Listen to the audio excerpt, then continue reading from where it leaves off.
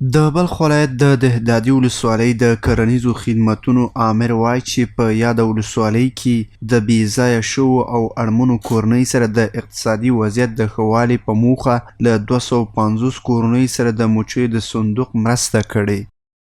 در سطح ولسوالی دهدادی امسال تقریبا توسط با همکاری ریاست زراعت توسط مؤسسات همکار با هماهنگی مدیریت زراعت و مالداری ولسوالی دهدادی 250 صندوق زنبور عسل ما با خانواده های بی‌وضاحت همکاری کردیم. له بلې خوا یو شمېر هغه کسان چې په بلخ کې د شاتو مچۍ په پالنه او بوخت دي په بلخ کې د اسلامي امارت د مسؤلینو او همکارو ادارو له هلو ځلو خوښي څرګنده کړه او ویل چې دوی د شاتو مچیو د ساتلو لپاره پراخې هڅې کوي.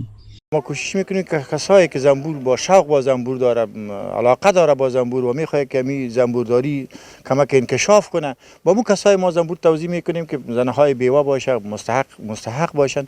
ما این زنبورها رو برای ما توزیع میکنیم که یک حاصل هم برای خودش شوه و هم برای فامیلش شوه و هم یک کمک گسترش پیدا کنه در منطقه و در محیط. زنبورداری اگر بتونه که درست از این مواظبت شوه و رشد داده شوه، تقویه شوه، سالانه اینا میتونه که 50 کیلو عسل تولید بکنه.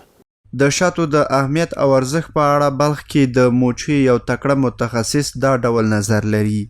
عسلی که بود عسل گل سمسول بود، انتخاب شد در دبی، انتخاب شد و خریداری کردن. هر فیل کیلو عسل با کیلوی $100 فروخته شده ما. و دیگه بهترین عسل و عسل ولسوالی چارکن بود و دیگه از گل جنبیلک است، سمسول است و عسل کی است که بعضی از منطقه بدخشان بود انتخاب نشد، واقع از ولسوالی بلخ انتخاب شده بوده.